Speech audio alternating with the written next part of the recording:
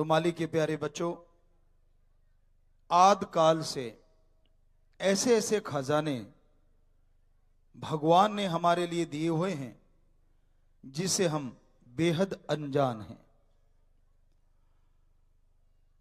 धर्मों में, खास करके पाक पवित्र वेदों में पुरातन समय से बड़ा कुछ हमारे लिए दिया हुआ है। पीछे हमने चर्चा करी आप लोगों को कि अभी तक साइंटिस्ट लगे हुए हैं कि डीएनए को कैसे ठीक किया जाए, और अभी तक पहुंच नहीं पाए हैं। छोटी छोटी सफलताएं उनके हाथों में लग रही हैं। जैसे कुछ एक ऐसी चीजें आ गई हैं जो लगता है कि बिल्कुल नया है सब कुछ। बैक्टीरिया, वायरस की पहचान हो गई है जो 12,000 साल पहले हमारे पवित्र वेदों में दर्ज है। महाभारत काल में, रामायण काल में ऐसी ऐसी जड़ी बूटियों का जिक्र है। हालांकि पूर्णतः जिक्र नहीं है, हो सकता है कुछ लोग ऐसे आए जिन्होंने हमारे पुरातन ग्रंथों को मिटाने की कोशिश की, पर फिर भी उनमें यह लिखा हुआ जरूर मिलता है। ऐसे ऐसे लेप आते हैं, जैसे आपको जिक्र किया महाभारत का कि स्नेह लेप कह लो, शाम को लगाया और सुबह जख्म खत्म होता था। हड्डी टूटी, दिन में दी और अगले दिन हड्डी जुड़ी मिलती थी। ये मजाक लगता है? जी नहीं, 100% सच है। ऐसा था, हमने मेडिटेशन के द्वारा ये अनुभव किया है और हम कभी झूठ नहीं बोलते, ये आप तो सब जानते हैं। ये हकीकत है, ये सच है, ऐसा था और आज भी हो सकता है। कोई रिसर्च करता चाहिए, किसका दिमाग इधर लगना चाहिए। दिमाग लगा है विनाश की तरफ। एटम कैसे बनाएं, हाइड्रोजन, अणु, परमाणु, पता नहीं क्या क्या, वायरस तक बना दिए गए हैं खात्मे के लिए। काश कोई जीवाणु बना दिया जाता बीमारी के खात्मे के लिए। जो पवित्र वेदों में दर्ज है कि अगर हमारे डीएनए में वो जीवाणु जो कि मुंह से लिए जा सकते हैं, एक जगह जिक्र मिलता है, तो उससे दिमाग को शक्ति मिल सकती है। सीधे दिमाग को शक्ति आप दे दो जितनी मर्जी, दिमाग से आप अपने शरीर को ठीक नहीं कर सकते। पर डीएनए में अगर वो शक्ति चली जाए, डीएनए के वो सेल्स जो भी आप मानते हैं आज की भाषा में, अगर वो शक्ति चली जाए तो ये दिमाग को ठीक नहीं करेगा, पूरे शरीर को ठीक करके रख देगा। ये धर्मों में लिखा है, आयुर्वेदा में लिखा है।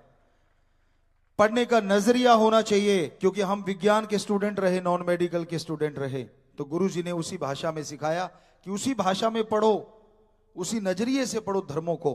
तो धर्म महाविज्ञान है, बहुत कुछ छुपा है उसमें।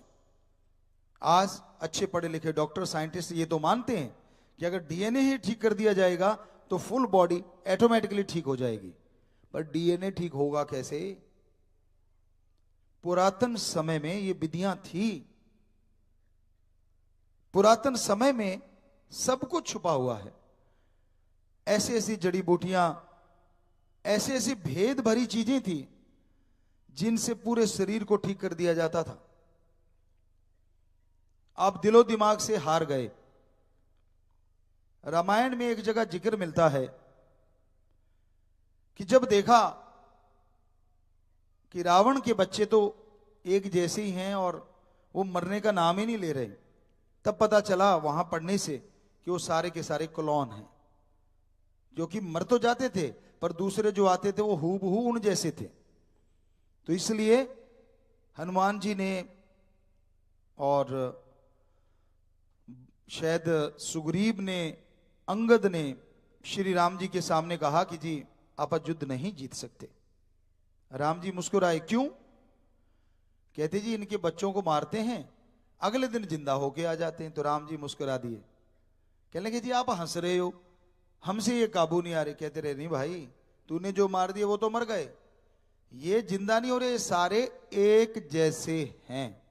छोटी सी बात है, लेकिन हमने उस पर रिसर्च किया तो पता चला कि रावण का एक वैद्य था, सुजैन या ऐसा कुछ नाम था, तो उनके मदद से रावण ने अपने 3 या 5 बेटे जो उनके खुद के रियल बच्चे थे, उनके सेल लेके समुंदर की तलहटी में उनको पैदा किया था और 1 लाख बच्चा पैदा कर दिया था। तो सफल क्लोन ज्ञाता था वो, सफल क्लोन। आज चंद चीजें सीख के अहंकार मत करो, बहुत पीछे हो आप। गजब था, कमाल थी ये चीज, हमें पढ़ने में आई पर हर किसी की नहीं आती। अब जब रिसर्च करने लग जाओ तो फिर कहते हैं ना, बाल की खाल निकल आती है, और निकलती है, हकीकत है ये। कई बार बाल को खींचो, ऊपर वाला हिस्सा निकल जाता है, नीचे वाला रह जाता है। तो क्योंकि बाल की भी लेयर होती है, चमड़ी की भी लेयर होती है, तो उसी तरह ज्ञान की भी बहुत सारी लेयर हैं। कौन किस लेयर तक पहुंचता है, ये अपनी अपनी एक शक्ति कह लो या स्टीमना कह लो, कुछ भी कह लो, जो मर्जी कह लो, कि ऐसी ऐसी ताकत आदमी के अंदर होती है कि वो एक जगह तक जाके रुक जाता है। स्टेमिना उसका इतना ही होता है। लेकिन गुरुजी ने आशीर्वाद दिया तो हम उसकी तह तक जाया करते थे, और जाते हैं आज भी, और देखा है। तो आज जरूरत है, बेहद जरूरत है, कोई उस डीएनए को फिर से ठीक कर दे। तभी ये नशे रूपी दानव का खात्मा होगा, तभी बीमारियों का खात्मा होगा। लेकिन हमें लॉस एंजलिस से एक सज्जन मिले थे मुंबई में। वो कहने लगे, गुरुजी हमारे उधर एलए में, लॉस एंजलिस को एलए बोल देते हैं, कि वहां पे एक साइंटिस्ट ने डीएनए के इलाज की तरफ 70% कामयाबी हासिल या 90% कामयाबी हासिल कर ली थी। लेकिन जब पता चला कि वो ये अपना शोध दुनिया के सामने लाएगा तो उसको दबा दिया गया हर तरीके से, धन से, जोर से, प्रभाव से। कि क्यों दबा दिया गया? उसकी वजह थी कि अगर कोई डीएनए ही ठीक करने लग जाएगा तो बेचारे बहुत सारे डॉक्टर बेरोजगार हो जाएंगे, बहुत सारी दवाइयों की फैक्ट्रियां बंद हो जाएंगी, अब पूरी दुनिया में एक नई क्रांति नहीं आ जाएगी अगर सिर्फ डीएनए का सुपर स्पेशलिस्ट आ गया तो। अब डीएनए ठीक हुआ, डॉक्टर जानते हैं, ऑटोमेटिकली बाकी सारी चीज ठीक हो जाएगी। तो ये धर्मों में दिया हुआ है, हकीकत है, वास्तविकता है। तो धर्म महाविज्ञानम इसलिए कहते हैं। अभी पीछे एक डॉक्टर साहब ने हमें बताया कि 1600 कुछ में शायद बैक्टीरिया और 1850 या 60 में वायरस की खोज हुई, जबकि 12,000 साल पहले हमारे पवित्र वेदों में लिखा हुआ है कि ऐसे कीटाणु होते हैं जो सूक्ष्म होते हैं और अति सूक्ष्म होते हैं, जो शरीर में बीमारियां पैदा करते हैं, जख्मों को खराब करते हैं और भरने नहीं देते।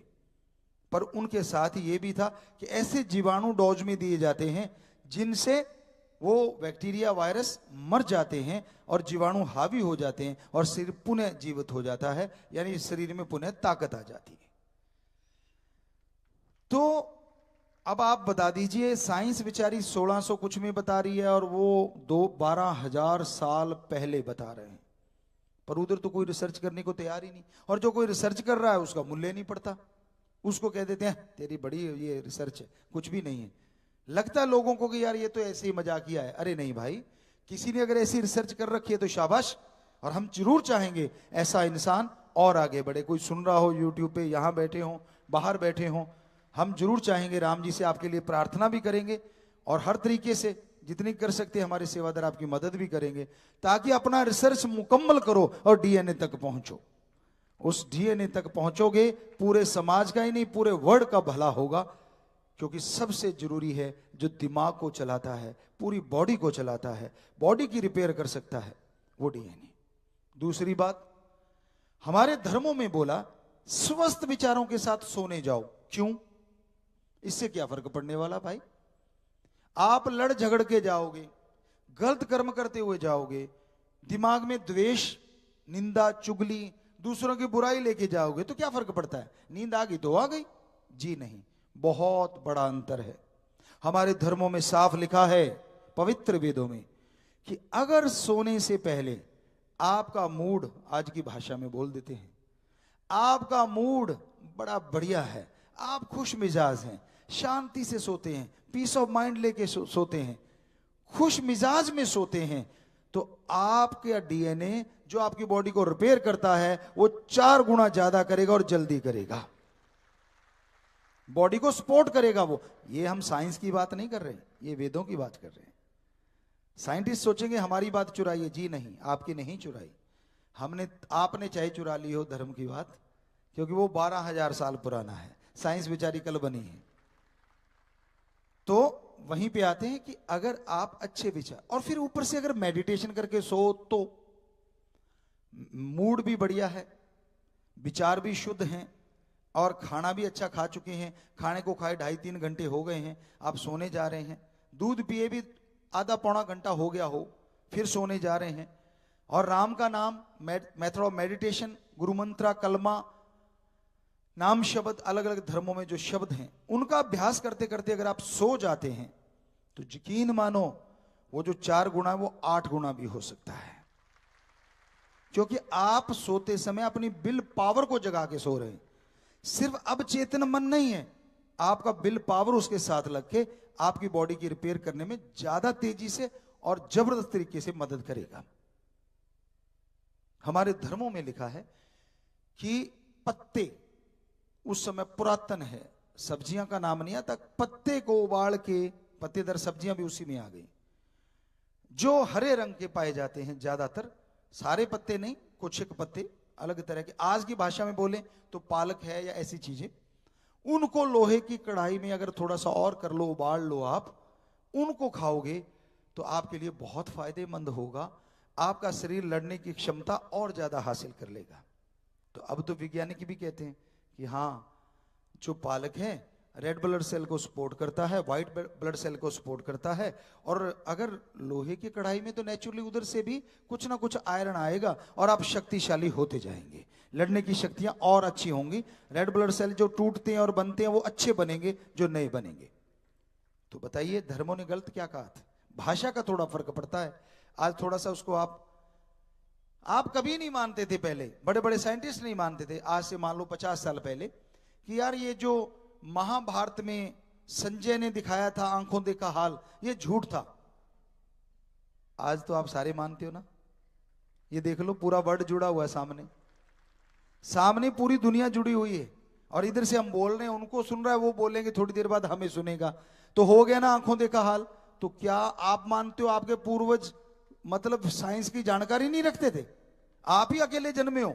अरे आपसे पहले साइंस चरम सीमा पे थी हमारे देश में, तभी पूरा वर्ड सीखने आता था इस देश में। आज गुम कर दी है तो आपके ऐसे कर्मों ने जो नहीं करने चाहिए। आप अहंकार में डूबे हैं, आप नशे में डूबे हैं, खुदी में डूबे हैं, और कुछ लोग तो दूसरों को मार के ये सोचते हैं कि मैंने पता नहीं कौन सा तीर मार दिया। अरे लानत, जवानी काम में तो आती, अगर किसी का नशा छुड़वा देता, किसी के होते घर बर्बाद को आबाद कर देता तो मान लेते कि तूने अच्छा काम किया। समाज को डराना, समाज को भयभीत करना, ये हमारे धर्मों में राक्षसों का काम हो सकता है, इंसान का नहीं। यही सच्चाई है, धर्मों की सच्चाई बोल रहे हैं। तो अपनी जवानी को अच्छे कामों में लगाओ बच्चों, किसी का भला करो। अरे रोड पे कोई ऐसा दिव्यांग जिसको दिखता नहीं है वो खड़ा है, उंगली पकड़ के रोड पार करवा दो, ये आपका दान महादान के समान है। अरे कोई रोड पे तड़पते हुए का इलाज करवा दो, उठा के ले जाओ हॉस्पिटल में, ये अच्छा दान है। ना कि यहां पहले ही महल बने हुए, वहां पैसा चढ़ाया, माथा टेका कि मैंने तो दान कर दिया। इसका फल मिले ना मिले हमें नहीं पता, पर उसका फल ना मिले हम आपको गारंटी देते हैं। किसी बीमार का इलाज करवा दो, भूखे को खाना खिला दो, चाहे वो पशु पक्षी परिंदा आदमी क्यों ना हो, जरूर मिलेगा फल। पैसा अगर आपके पास ज्यादा है, बजाय किसी के चढ़ाने के घर में रखो और जरूरतमंद की मदद कर दो। उसी टाइम अगर आपको आत्मिक संतुष्टि ना मिले तो कह देना, जब उसके चेहरे पे एक शांति देखोगे, अरे रोते चेहरे पे जब मुस्कुराहट आ जाएगी, आपकी आत्मा को उसकी दुआ जरूर काम कर जाएगी। जरूर आपके अंदर भी एक असीम शांति का एहसास होगा, एक खुशी महसूस होगी। हमने आजमाया है, हमारे करोड़ों बच्चों ने आजमाया, तो हम इतने दावे से कह रहे हैं कि हाँ ऐसा होता है। हाँ, पीछे बच्चे हाथ खड़ा करने लगे कि हाँ जी ऐसा होता है। तो आप देख सकते हैं सेवादार उधर लाइव पे भी कितने बच्चों ने हाथ खड़े कर रखे हैं, ये देख हाईलाइट किया है, यहाँ ज्यादा लोग बैठे।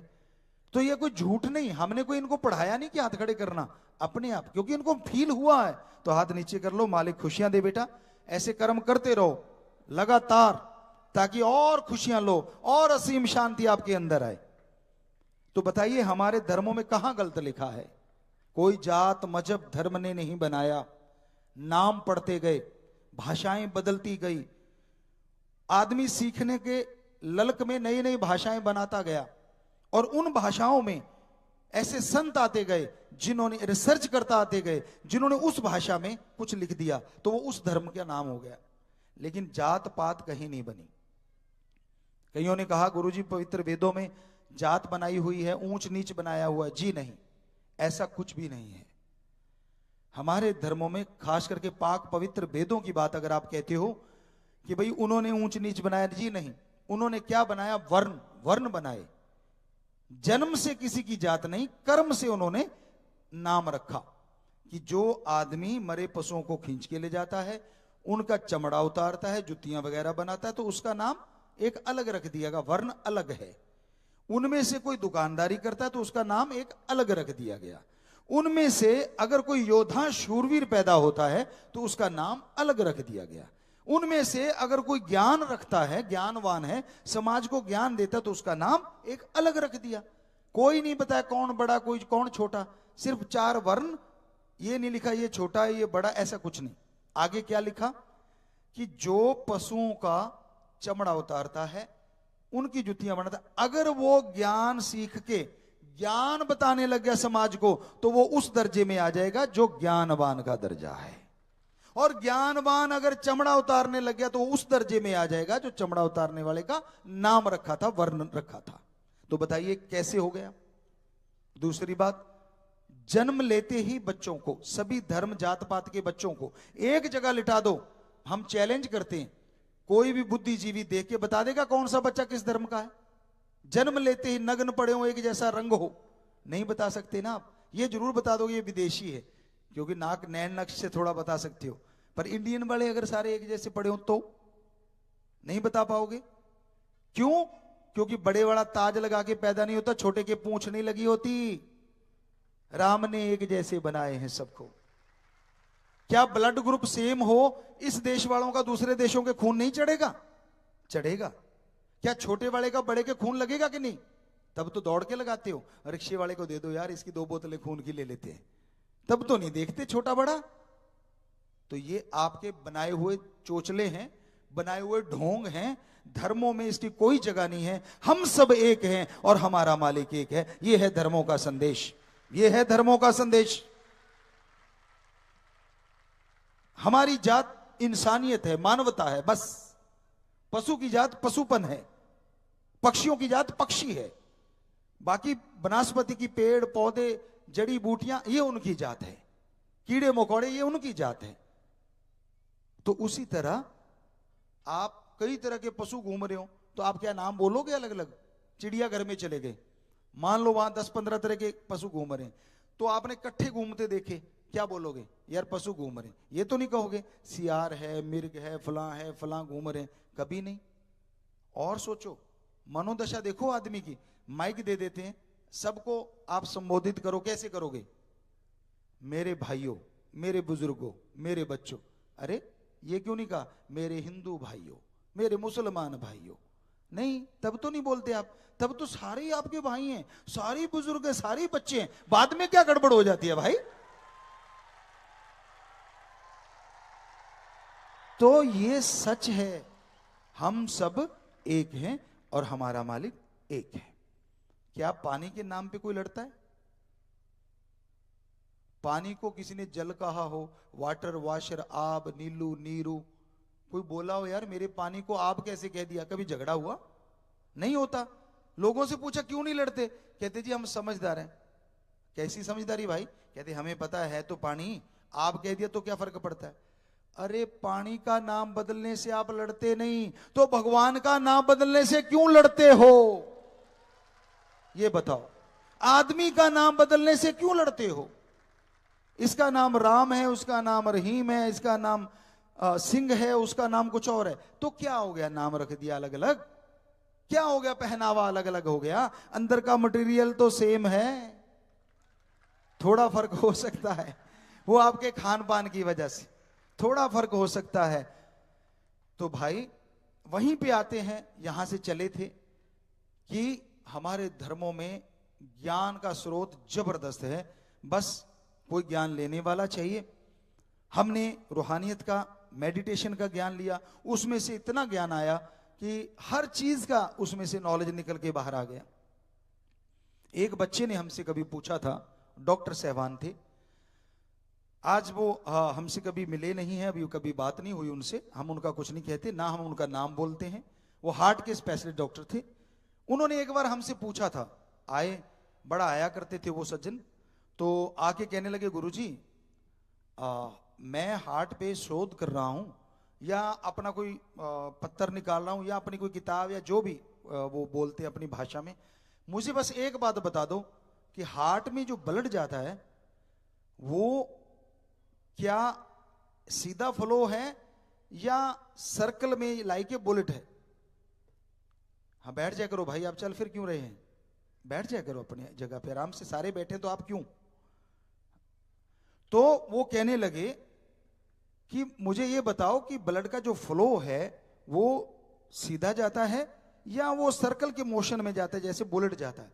हमने कहा बेटा हम नॉन मेडिकल के स्टूडेंट जरूर हैं, लेकिन इतना ज्यादा नहीं पढ़े जितने आप डॉक्टर पढ़ के खड़े हुए हो, हमें क्या पता। कहता नहीं गुरुजी, डॉक्टरी हिसाब से नहीं, आप गुरु हो, संत हो, आपने पवित्र वेदों की इतनी चर्चा करते हो विज्ञान के नजरिए से, मुझे जरूर बताओ ब्लड कैसे जाता है। हमने कहा लाइक ए बुलेट, सीधा नहीं जा सकता इतनी बॉडी में। तो उसने वही कागज सबमिट किए और आज से यूएसए में वो नंबर रखता है अपने आप में, उसका वो सबमिट किया गया, उसका वो माना गया कि हाँ लाइक ए बुलेट जाता है। क्योंकि हमने एक अंदर से ख्याल आया, सीधा फ्लो नहीं, प्रेशर से हार्ट देता होगा तभी हर बारीक नाड़ी तक जल्दी से जल्दी ब्लड पहुंच जाता है। तो ये धर्मों में कहीं ना कहीं जिक्र आता है कि वो जो छोटा सा पुर्जा है, वो दिल जो है वो बड़ी स्पीड से ब्लड को भेजता है, लेकिन उसकी स्पीड मेंटेन रहती है तो तंदुरुस्त रहता है आदमी। तो ये भी कमाल है, उसमें भी ये शिक्षा दी गई कि उसकी स्पीड कम ज्यादा होने में गड़बड़ी है, उसका धड़कने में आराम आ जाए बीच में। वो तो डॉक्टर साहबान जानेंगे कि धर्मों में ये सही लिखा है या गलत, क्योंकि अब तो रिसर्च चल पड़ी होंगी बहुत सारी रिसर्च कि जब श्वास धड़कता है, बंद होता है और खुलता है, उसके बीच में वो टाइमिंग लेता है, उसमें भी अगर वो आराम ज्यादा कम करने लग जाए तो भी गड़बड़ी पैदा हो सकती है। ये धर्मों में तक लिखा हुआ है। और बताइए आप कहां तक पहुंचेंगे, इतनी बारीकी पे लिखा हुआ है। तो हमारा कहना यही है कि अगर हम धर्मों को ढंग से पढ़ें, उनमें इतना ज्ञान है, हमारे सारे धर्मों में, सारे ही धर्मों में। पवित्र वेदों का नाम इसलिए लेते हैं हम क्योंकि वो सबसे पहले बने हैं, 12,000 साल पुराने कम से कम मान के चलते हैं। वैसे तो आदिकाल है धर्मानुसार, तब से वेद आए हुए हैं, लेकिन चलो जैसे भी कोई मानता है तो 12,000 साल पुराने, बाकी धर्म बाद में बने, लेकिन उन धर्मों में भी, सभी धर्मों के पाक पवित्र ग्रंथों में जो लिखा है 100% सच था, सच है, सच रहेगा, क्योंकि वो रिसर्च करताओं द्वारा लिखा गया है। वो हमारे उन संत पीर पैगंबरों द्वारा लिखा गया है जिन्होंने रिसर्च किया समाज के लिए, भगवान के नाम पे, अल्लाह वाहिगुरु गॉड खुदा रब के नाम पे, और फिर जो चीजें निकल के आई वो समाज के भले के लिए निकली थी, किसी को बुरा करने के लिए नहीं निकली थी, किसी का बुरा सोचने के लिए नहीं निकली थी। तो इसलिए आप धर्मों की बात को माने, और हम जरूर चाहेंगे हमारे जितने भी विद्वान लोग हैं, डॉक्टर साहबान हैं, शरेआम भी सुन रहे होंगे और चुपके चुपके भी सुन रहे होंगे, होता है क्योंकि फोन हाथ में चुपके से, मतलब यार ये मुझे टोक ना दे, बाबा जी की बात क्यों सुन रहा है, गुरु जी की बात क्यों सुन रहा है। तो चलो जी आप जैसे भी सुन रहे हैं, हमें कोई फर्क नहीं, बढ़िया है, आप सुन रहे हैं, बस इतना ही काफी है। पर हाथ जोड़ के आप लोगों से प्रार्थना, जो भी इसका स्पेशलिस्ट हो, जरूर आपके अंदर एक जोश जगाइए और डीएनए तक पहुंचिए, कोई रिसर्च कीजिए आप, जो हमारे पवित्र वेदों में कि एक दिन में जख्म पे भरा और जख्म अगले दिन वो युद्ध के लिए तैयार है और युद्ध लड़ने जा रहा है। गजब नहीं हो गया, सिर्फ वो मांस का लोथड़ा ही नहीं भरा, वो इतना टोंड हो गया, इतना मजबूत हो गया कि अगले दिन उसी हाथ से फिर वही तलवार चला रहा है। गजब है, कमाल हो गई। और उनमें से एक यहां भी एक जड़ी बूटी देखी अजमा के, यही यूपी की देन है वो, पुराने समय से, तो वो हमने देखी अजमा के, जिसकी हड्डी टूट जाती है, अगर बीच में मांस नहीं, 7 दिन में हड्डी जुड़ जाती है बिना प्लास्टर के। वो आश्रम में फ्री मिलती है, फ्री ऑफ कॉस्ट। जंगलों में से लेके आते हैं उसको, जड़ी बूटी को, और उसके पाउडर और कुछ किया जाता है। तो वो अजमाई हुई चीज है। एक सरपंच साहब थे यहीं के, हो सकता है सेवादार में बैठे हों, वो कहने लगा गुरुजी मैं 4 गुना ले गया, और मेरे भैंस के कटड़े का पैर टूटा हुआ था, मैंने उसको दे दिया, यार कटड़ा 9/9 हो गया 5-7 दिन में। तो हमें नहीं पता वो सरपंच साहब हैं या नहीं बैठे, लेकिन सुन रहे होंगे शायद कहीं। तो कहने का मतलब वो दवाई काम तो करती है। अब पशु तो टिकता नहीं ना, आपने देखा है, कहता बस वो टेढ़ा सा पैर था वहीं जुड़ गया, और 5-7 दिन में। तो कहने का मतलब वो चीजें तो हैं, सब कुछ है, लेकिन उस पर रिसर्च जरूरी है, उस पर हमें टाइम देना जरूरी है। बिना टाइम के तो आप बीए नहीं कर सकते, आप +2 नहीं कर सकते, अरे छोड़िए, आप नर्सरी नहीं कर सकते अगर टाइम नहीं देंगे तो। टाइम तो देना पड़ता है। तो उसी तरह आप धर्मों के लिए टाइम देके देखिए। आप कभी मेथड ऑफ मेडिटेशन करके देखिए, जो अभी अभी आपको दिया है हमने। हम चैलेंज करते हैं आपको, 6 करोड़ लोग नशा छोड़ चुके हैं, मांसाहार छोड़ चुके हैं। आपकी कैसी भी हैबिट हो, कितना भी ड्रग लेते हो, ये मेथड ऑफ मेडिटेशन बैठे बैठे यहां आधा घंटा कर लो, आपके अंदर नफरत पैदा हो जाएगी, नशे से छूट जाएगा नशा, ये गारंटी है। 6 करोड़ का छूट चुका है, आपका क्यों नहीं छूटेगा? तो धर्म में इतनी पावर है। उन रिसर्च करता, हम उन्हें संत पीर पैगंबर कम कहते हैं, उन्हें हम रिसर्च करता कहते हैं, महान रिसर्च करता। हमारे संत पीर पैगंबर ऋषि मुनि, जिन्होंने हमें इतने पवित्र ग्रंथ और इतना अनमोल ज्ञान लिख के दिया, अब फॉलो हम ना करें तो क्या करें? गुरु विचारा क्या करे जा सिखण में चूक। एक लेक्चरर, एक टीचर, एक मास्टर, एक प्रोफेसर अपनी क्लास को पढ़ाता है, उस क्लास में बहुत सारे बच्चे मेरिट लेते हैं, कोई फर्स्ट डिवीजन, कोई सेकंड, फेल भी हो जाते हैं। अब फेल वाले ये कहें कि टीचर ने ढंग से नहीं पढ़ाया, तो फिर मेरिट कैसे आ गई? बताइए। तो कहने का मतलब गुरु का काम पढ़ाना है, सिखाना है, बताना है, अमल करना, उस पर चलना तो शिष्य का काम होता है। अब पेपर में लिख के कुछ नहीं आए तो टीचर क्या करे बेचारा? तो गुरु बेचारा क्या करे? जा सीखण में चूक, सीखने में अगर चूक है, सीखने वालों में चूक है, तो गुरु क्या कर सकता है? तो इसलिए भाई संत पीर फकीर यही मार्ग सिखाते हैं, धर्म को पढ़ो, दिखावा कम करो, उनके शब्दों पे चल के दिखाओ। धर्म को मानते हैं, धर्म की नहीं मानते, आज वो बात ज्यादा होगी। गुरु को मानते हैं, गुरु की नहीं मानते, ये ज्यादा हुआ पड़ा है। अदरवाइज ना तो झगड़े होते, क्योंकि हमारे धर्मों ने तो कहा है आपस में बेगर्ज निस्वार्थ प्रेम करो। गुरु जी की 2 लाइनों से आपको ये लास्ट की बात सुना रहे हैं। गुरु जी ने बोला, आज इसके बाद समाप्ति करेंगे, कल परसों फिर आपको जैसे सुनाते चलेंगे रोजाना। तो गुरु जी ने क्या कहा? इस जन्म में ये 2 काम करो। ये सारे धर्मों का सार गुरु जी के भजन में है। इस जन्म में ये 2 काम करो, एक नाम जपो और प्रेम करो। किसी जीव का दिल ना दुखाना कभी, मौत याद रखो मालिक से डरो। बस ये 2 लाइनें में सब कुछ आ गया। ये है धर्मों की शिक्षा। इस जन्म में ये 2 काम करो, राम नाम जपो, तो ये ज्ञान आएगा। आप अपना भला तो करोगे कम से कम बॉडी का, समाज का भी करोगे। समाज का हो गया, देश का हो गया, देश का हो गया, वर्ल्ड का हो गया ना वर्ल्ड कुटुंब, हो गया ना वर्ल्ड हमारा परिवार। तो राम का नाम जपने से बिल पावर आता है, चेहरे पे नूर आता है, सुरूर आता है, एक नशा आता है, कॉन्फिडेंस आता है। और प्रेम करो, बेगर्ज प्यार, निस्वार्थ भावना से। जो आपके रिश्ते हैं, जितना उनके साथ गर्जी संबंध है रखो, पर उनके अलावा समाज से बेगर्ज प्यार करो, जो कि आज खत्म होता जा रहा है। आपको बताई थी बात कि एक महानगर, वो तो आप भूल ही गया, दिल्ली में हम जा रहे थे, तो बड़े दुकानदार थे, उनके ऐसे पास से गुजर रहे थे, वो खड़े थे, तो हमने कहा राम राम। कहते क्या चाहिए? हमने कहा राम राम के बदले राम राम चाहिए, और कुछ नहीं चाहिए। मतलब उसको ये लगा मुझे राम राम बोले मेरा टाइम वेस्ट कर दिया। वो बड़ा है, ऐसे टाइम वेस्ट करने आ जाते हैं, आपको पता है।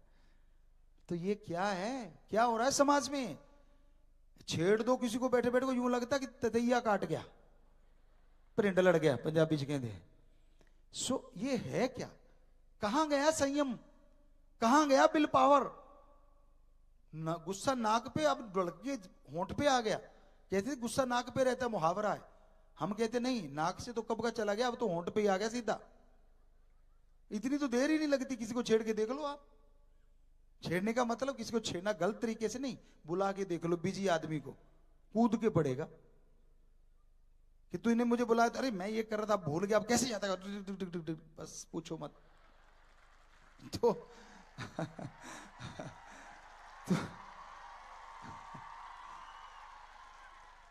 तो वो बात शांति से भी कही जा सकती है बच्चों, आराम से भी कही जा सकती है कि भाई ये काम बेटा बहन जी ऐसे करो। अगले को शर्म भी थोड़ी आएगी, क्योंकि अगर आप कहोगे बहन जी इतना बर्बाद मत किया करो, ढंग से काम कर लिया करो, उसको लड़ने की बजाय 10 गुना शर्म आ जाएगी। क्या प्यार से चंपत मारा है। लखनऊ साइड में राजस्थान साइड में कई जगहों पे इतनी मीठी भाषा है, लखनऊ की, राजस्थान का कुछ एरिया, क्योंकि हम तो बहुत बिछड़े हैं, रहे हैं। तो क्या होते हैं आपस में लड़ेंगे भी ना, तो बड़ा ऐसा लगता है कि वो कोई छंद गा रहे हो, ऐसा लगता है कि वो शायरी कर रहे हो। क्या कहते हैं, तमीज से बोलिएगा वरना फिर मत कहिएगा, मैं झपट रसीद कर दूंगा, बाद में मत सोचिएगा। यूं लगता है यार कुछ मिठास सी घोल दी। और बाकी आप जानते हो बाकी समाज में क्या चलता है, कहने की जरूरत नहीं, वो भाषा हम नहीं बोलना चाहते, जो चलती है तो वो अच्छा नहीं है। और ये इसकी वजह है आपकी आत्मिक कमजोरी। आत्म बल होगा, आत्मिक शांति होगी, तभी शांत रह पाता है बंदा। ये कोई आसान काम नहीं है, क्योंकि जब विल पावर में थोड़ी सी कमी होती है, या मान लो किसी चीज की टेंशनें होती हैं, तब ये रूप आदमी का बन जाता है। तो आप टेंशनों को राम पे छोड़ दो, अपने सदगुरु मौला पे छोड़ दो।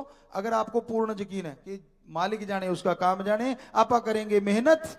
बच्चे अपना हाथ खड़ा कर रहे हैं जी, बच्चों अच्छी बात है, भगवान आपको वाकई इस रास्ते पे चलाए, बहुत बहुत आशीर्वाद। आज के बाद छोड़ देना राम पे, छोड़ देना सदगुरु पे, यकीन मानिए टेंशन फ्री रहोगे और आत्मबल से परिपूर्ण रहोगे। हाथ नीचे कर लो, भगवान खुशियां दे, आशीर्वाद आशीर्वाद आशीर्वाद। तो अब दिल तो यही कर रहा कि बोलते ही जाएं, क्योंकि टॉपिक ही अभी तो छोटा सा चलाया है, पर हमें यह भी पता कि आपकी कैपेसिटी कितनी है, कितना के झेल पाओगे। आप तो बोलते हैं सच्ची बात, झूठ बोलना आता नहीं। अभी चर्चा चल रही थी कल परसों, तो बच्चों के साथ बैठे थे कि के बाद शायद, या कब अभी याद नहीं हमें, तो कहने लगे गुरुजी आप ना ऐसे करना, एक 20 सेकंड का क्लिप हो, एक 60 सेकंड का, एक, पहले हमें सुनने में लगा 20 मिनट का कह रहे। हमने कहा क्या, कहते 20 सेकंड का। अच्छा सेकंड का, हमने सेकंड में बहुत ज्यादा कह दिया तूने, दिल में सोचा। कहते अंदर से आया कि भाई 1 सेकंड में 25 फ्रेम होते हैं, तू ये कह 50 फ्रेम का। फ्रेम का मतलब 2 सेकंड हो जाएंगे, क्योंकि डायरेक्टर भी तो हैं, वो भी तो हमें पता है कितने फ्रेम होते हैं, एडिटर भी तो हैं। कोई काम दुनिया का अच्छा ऐसा नहीं है जो ना आता हो। हाँ डॉक्टरी को छोड़ दो भाई, वो इंजेक्शन लगाने नहीं आते, वो काम नहीं आते, मतलब आम जो काम होते हैं सारे कर लेते हैं। तो हमने कहा भाई इस तरह से तो ये ज्यादा ही हो गया कुछ, क्योंकि 2520 करे तो 500 फ्रेम हो गए 20 सेकंड के, तो 500 फ्रेम बोलना है हमने, तो अच्छा लगेगा ना 500 फ्रेम, 20 सेकंड छोटा सा लगता है। तो कहने का मतलब हमें पता है आप कितना सह सकते हो। नौजवान बच्चे आजकल जल्दी, वही विल पावर तो है नहीं, और ज्ञान लगता है बकबका, मसालेदार चीज सुना दो, आहा क्या कहना, फिर देखो कैसे जम के, जी आप जानते हो। और ये राम नाम जो होता है ना, ये थोड़ा बकबका समान होता है, इसमें मसाला नहीं होता। हाँ ध्यान से सुनोगे तो शुगर केटेड कुनेन जरूर होता है, ये जन्मों जन्मों की बीमारियां तोड़ सकता है अगर ध्यान से सुन लो। तो भाई हमारा तो फिर से आपसे गुजारिश है, धर्म को मानो, धर्म को सुनो, गुरु को मानो लेकिन गुरु की मानो, धर्म को सुनो लेकिन धर्म की सुनो, और अमल करो, यकीनन जिंदगी में आप बहुत खुशियां हासिल कर पाएंगे। सबको बहुत बहुत आशीर्वाद। ओम, वो गॉड, वो खुदा, वो रब कण कण में जर्रे जर्रे में रहता है, यह कोई नहीं जानता या कोई नहीं जानता था। पीरो मुर्शिदे कामिल जब पूर्ण मिलता है पूर्ण गुरु सतगुरु मुर्शिद कामिल की सत्संग जब इंसान सुनता है तो पता चलता है कि वो अल्लाह, वो राम, वो गॉड, वो खुदा सबके हमारे अंदर रहता है और वो कण कण जर्रे जर्रे में रहता है। ईश्वर को, मालिक को कोई नहीं जानता था अगर पूर्ण संत पीर पैगंबर ऋषि मुनि इस धरती पे ना आते। ये अलग बात कि मालिक ने ही उनको भेजा अपना पता बताने के लिए, अपना संदेश देकर, ताकि भटकते हुए जीव परमपिता परमात्मा को समझ सकें, पहचान सकें, जान सकें और जुगों से बिछड़ी हुई जीवात्माएं जो भयानक कष्ट उठा रही हैं पुनः निज धाम सचखंड में जा विराजें। तो सतगुरु मुर्शिद कामिल इंसान के भेष में आए, जीवों को समझाया। जो सुन के मान लेते हैं बेड़ा पार हो जाता है। जो अहंकारवश, अज्ञानतावश संतों के वचन नहीं सुनते, वो अपने कर्मों का बोझ ढोते रहते हैं, दुखी होते रहते हैं। संत कभी किसी को दुखी नहीं करते। संतों का किसी को बद्दुआ देने का कोई काम नहीं होता। उनका मकसद इस संसार में लोगों का भला करना होता है। तरुवर फल नहीं खाते है सरोवर पीव न नीर, परमार्थ के कारणे संतन भयो शरीर। पेड़ पौधे जिन पे फल लगते हैं वो खुद के लिए फल नहीं लगाते। सरोवर मीठी सरोवर है, वो अपने लिए पानी नहीं पीता, बल्कि परहित दूसरों के लिए ही फल देते हैं, दूसरों को ही पानी पिलाते हैं। उसी तरह संत पीर फकीर सबका भला करने आते हैं, कभी किसी का बुरा नहीं करते, सोचते नहीं, मालिक से भलाई के लिए, शांति के लिए, प्यार मोहब्बत के लिए प्रार्थना दुआ करते रहते हैं। तो संतों का वचन जो जीव सुनता है और सुन के मान लेता है, उसे जिंदगी की तमाम खुशियां मिलती हैं, बरकतें मिलती हैं, उसके गम चिंता परेशानियां मिट जाया करती हैं, रोग अभिशाप दूर हो जाते हैं। क्या आप यकीन करेंगे, संसार में ऐसे लोग भी होते हैं जो सुनते भी हैं, दिखावे में सत्संगी भी होते हैं, पर जब वचन मानने की बात आती तो शून्य होते हैं। और सारा दोष भगवान का, सारा दोष संत पीर फकीर का। खुद तो कहते हैं हम जी बिल्कुल, हमारे में तो कोई गुनाह है ही नहीं, हम तो बुरा कर्म करते ही नहीं। तो ये सब इंसान की मंदबुद्धिता है, इंसान की अज्ञानता भरी आंखें हैं, अज्ञानता भरी सोच है। क्योंकि ना तो संत कभी किसी का बुरा करते हैं और ना ही भगवान अल्लाह राम। आपको कई बार बात सुनाई है कि मालिक जो करता है वो सही करता था, सही कर रहा है और सही करता रहेगा। वो कभी बदला नहीं, न बदला है और न बदलेगा। इंसान के विचार बदल जाते हैं, इंसान की सोच बदल जाती है। मन इंसान पे जब हावी हो जाता है तो संतों की छोटी छोटी बात भी अच्छी नहीं लगती, बड़ी बातें तो बहुत दूर की बात है। फिर सुख कहां से होए? दुखी, परेशान, विष घोलता रहता है अंदर ही अंदर, नागनी की तरह, नाग की तरह तड़पता रहता है, व्याकुल होता रहता है, बेचैन होता रहता है। संत जो भी वचन करते हैं उसमें बेइंतहा फायदा होता है जीव का, बेहद भला होता है। इसलिए सुन के मानना चाहिए। और मालिक कभी बुरा नहीं करता कि राम किसी को नहीं मारता, इंसान अपने आप बुरे कर्म कर करके मर जाया करते हैं। कहने का मतलब राम कभी किसी को टेंशन, गम, चिंता, परेशानी नहीं देता। इंसान अपने कर्म ऐसे करता है, अपनी जिंदगी में ऐसे कर्मों की चाल पे चलता है कि अपने आप वो टेंशन ग्रस्त, चिंताग्रस्त यानी दुखी, परेशान हो जाता है। मालिक तो अच्छे करते थे, अच्छा कर रहे हैं, करते रहेंगे। आपको एक उदाहरण दिया करते हैं कि एक बार दो नशेड़ी अफीमची किसी पेड़ के नीचे लेटे हुए थे। बेरी का पेड़ था। आपस में बातें कर रहे थे। अफीम खिली हुई थी, अच्छा नशा चढ़ा हुआ था। क्या देखते हैं, बहुत बड़ी बेरी है, नीचे छाया है, लेटे हुए ऊपर निगाह मारी, साथ में ही पेठा कद्दू लौकी की एक बेल है, बहुत बड़े बड़े कद्दू लौकी लगे हुए हैं। एक अमली दूसरे को कहने लगा, सुन भाई। कहता हाँ। कहता भगवान कहते गलतियां नहीं करता, वो करता है। दूसरा कहता कैसे? कहता कितनी बड़ी बेरी? कहता बहुत बड़ी। और इसका फल देखो, छोटे छोटे बेर। कहता हाँ ये तो है। कहता उधर देखो छोटी सी बेल मरियल सी। कहता हाँ। कितने बड़े पेठे कद्दू लौकी। कहते यार वाकई, क्योंकि दोनों नशेड़ी, दोनों अज्ञानी। अज्ञानी एक दूसरे की हाँ में बड़ा जल्दी बढ़ते हैं। पंजाबी में कहावत है, लंडे नु खुंडा 100 को तो टक्कर दे। ये हकीकत है। एक का मन खराब है, दूसरा मन खराब वाला झट से चुंबक की तरह चिपट जाता है उसको। यारी दोस्ती चुम्मा चाटी क्या बताएं। यही हाल है इस कलयुग में, पूरे वर्ल्ड में, पूरी दुनिया के देशों में। सो दोनों अमली और दोनों नशेड़ी और दोनों ही अज्ञानी। कहने लगा यार तू सही कहता है, भगवान गलती ही करता है। लिखने वाले संतों ने ऐसे लिख दिया भगवान सही करता है। ये देखो सामने गलती है। पहला हंसा पूरा खुश, मैंने सच कहा है। कहता हाँ भाई तू तो बहुत जानकार है। हवा का चक्रवात आता है बड़ा तेजी से। खूब कई बार अमली जो होते हैं ना, वो सच भी बोल देते हैं।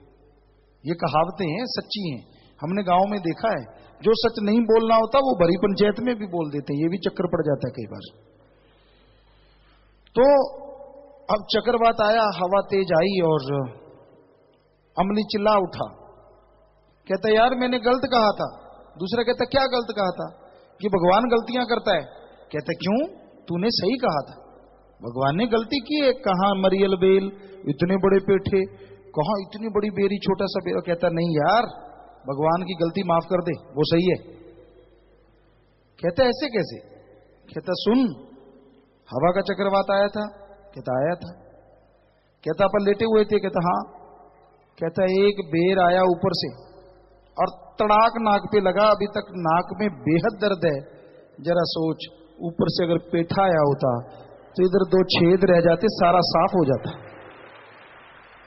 तो वो जो करता है वो सही करता है। दूसरा फिर वही अज्ञानी कहता यार बात तेरी सही है, भगवान को माफ किया। तो ऐसे लोग भगवान को माफ करते रहते हैं, ऐसे ही उसको गुनाहगार बनाते रहते हैं। अपने गुनाह तो विचारों को नजर ही नहीं आते। कहता है मैं तो पाक साफ हूं जी, मेरे जैसा कोई नहीं। और ऐसे बेवकूफ उनके परिवारजन होते हैं जो पीछे लग जाते। कोई बच्चे ने कह दिया भी मैं तो जी बिल्कुल बिल्कुल दूध का धुला। हाँ जी अच्छा, वही लंडे वाली बात, क्या बताएं आपको। तो ये कलयुग है, घोर कलयुग प्यारी साथ संगतियों। यहां जरूरी है दृढ़ यकीन का होना, जरूरी है दृढ़ विश्वास का होना, जरूरी है सुमरन का पक्का और सेवा करने वाला होना। तब वो 10वां द्वार खुले, तब मालिक नूरी स्वरूप के अनहद नाद के साथ दर्श दीदार हो और जीवात्मा खुशियों से माला माल हो। कोई उस पे कचरा गंदगी डाले तो वो कहे पाने वाले तेरा शुक्र है, तब ये संभव है, वरना बड़ा मुश्किल है। एक एक श्वास हीरे लाल, बेपरवाह दाता रहबर शास्त्र नाम जी फरमाया करते, एक एक श्वास तेरा हीरे अते लाल जी, गिन गिन राम शाहूकार नु संभाल जी। चुगली में, निंदा में, टांग खिंचाई में, तू तू मैं रही सही कसर संतों के सत्संग में। आज व्याख्या किस पे हुई? चर्चा चलती है, फिर चेक किया जाता है यार कौन गर्दन हिला रहा था, अच्छा उसने ना कहा हो। अब बताइए संतों को भी बोलने के लिए परमिशन लेनी होगी क्या कि मैं व्याख्या करूं कि ना करूं? भाई नहीं, संत कभी परमिशन नहीं लेते।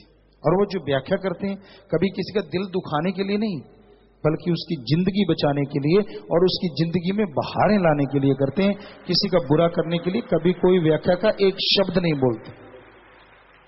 ये जीव की मत है, वो मनमता है या गुरुमता। गुरुमता जो होते हैं वो संतों के वचन चाहे कैसे भी क्यों ना हो झट से सुनते हैं और अमल कर लेते हैं, और मनमते जो होते हैं उनको फिर संतों की बात अच्छी नहीं लगती। तो भाई ये कभी ना डिस्कशन किया करो। डिस्कशन करना है तो ये करो कि यार अपने में भी कमियां हैं, अपने में भी जो व्याख्या होती है वो कमियां हैं, ना कि ये को आज फलाने पे हुई, ढींकड़ पे हुई, फलां पे हुई। क्या आप दूध के दुल्हे हो जो दूसरों की तरफ उंगली करता है? हमें कोई सज्जन खड़ा होकर बता दे कि वो 100% मालिक के वचनों पे चलता है ताकि वो दूसरों पे उंगली इसलिए करता है। सवाल ही पैदा नहीं होता।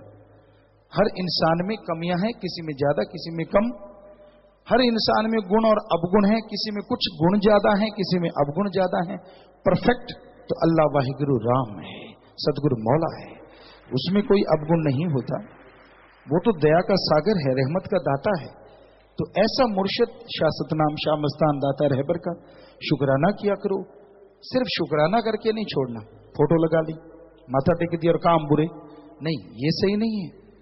सही ये है फोटो लगी हो ना लगी हो, पर गुरु को मानो और गुरु वचन को मानो, फिर देखो कैसे नजारे मिलते हैं। इसलिए दांव पेच न चलाया करो किसी को नीचा दिखाने के लिए। दांव पेच न चलाओ किसी को हिठी करने के लिए, बेइज्जत करने के लिए। नेकी के रास्ते पे चलो, भलाई के रास्ते पे चलो, सबका भला मांगते हुए आगे बढ़ो। सुमरन किया करो, सेवा किया करो, और जितना हो सके बुराई में पड़े लोगों की बुराइयां छुड़वा के मालिक से जोड़ा करो, ताकि मालिक की तमाम बरकतें, खुशियां आपको भी मिलें, सारी दुनिया को मिलें। हर कोई खुश रहे तो आपको भी खुशियां लाजमी आएंगी, आपकी कुलें भी खुश हो जाएंगी।